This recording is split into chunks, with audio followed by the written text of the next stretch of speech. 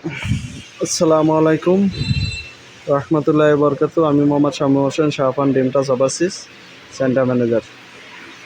আমার কাছে আমি আজকে জুন মাসের 2 তারিখ, আজকে আমার প্রতিনিয়ত থিওরির যে আহ, ঘরোয়া থিওরি নিয়ে থাকি ছেলেদের, তাদেরই ধারাবাহিকতায়। তো অনেকে প্রশ্ন করেন যে আমি সিঙ্গাপুরে যাব, আমি পড়াশুনো জানি না, আমি কি যেতে পারবো?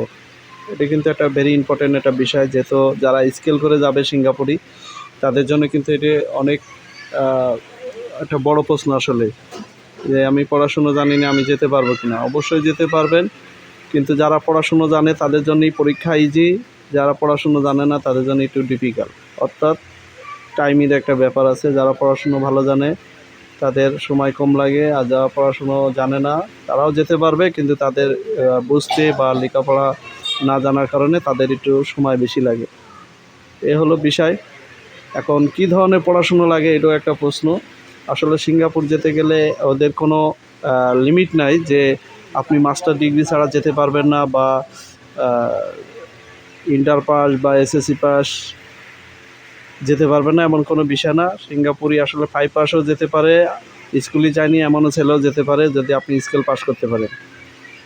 ঠিক আছে, তো কথা হলো 5 পাস হলেও যেতে পারবে, মাস্টার্স কমপ্লিট করাও যেতে পারবে, যে স্কুলে যায়নি সেও যেতে পারবে, কিন্তু একটু সময়ের ব্যবধানে হয়তো ডিফারেন্স হয়ে যাবে।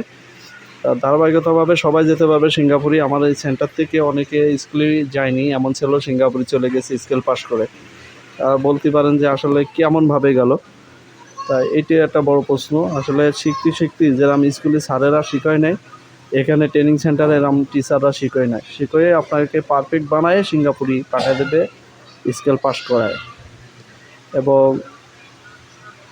সিঙ্গাপুরে অবশ্যই আপনার যেতে গেলে যে ট্রেনিংটা, প্রথম যে ধাপ, এটা কিন্তু আপনাকে পার করতে হবে।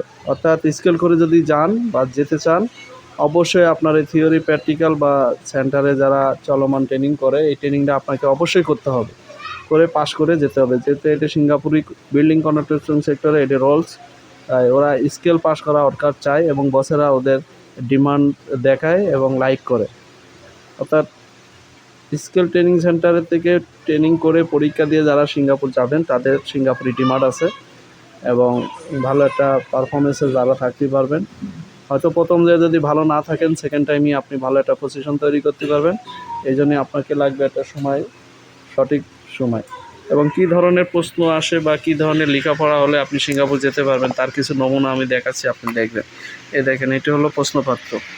দেখি একটু শুনি, হালকা একটু প্রশ্নপত্রগুলো দেখি। এই দেখেন, এই হলো এইভাবে প্রশ্নপত্র, অ্যান্সার শিটটা দেখি। আর এই দেখেন, এইভাবে হলো অ্যান্সার শিট।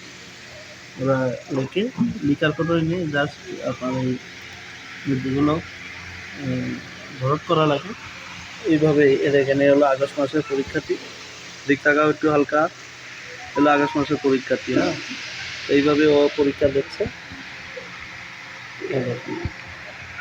এগুলো ধারাবাহিকতাভাবে যদি আপনি মনোযোগ দিয়ে শেখেন বা শেখার চেষ্টা করেন, একটু সবাই পারবে।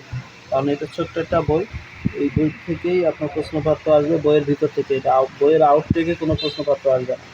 তো সবাই ভালো থাকবেন, আল্লাহ হাফেজ।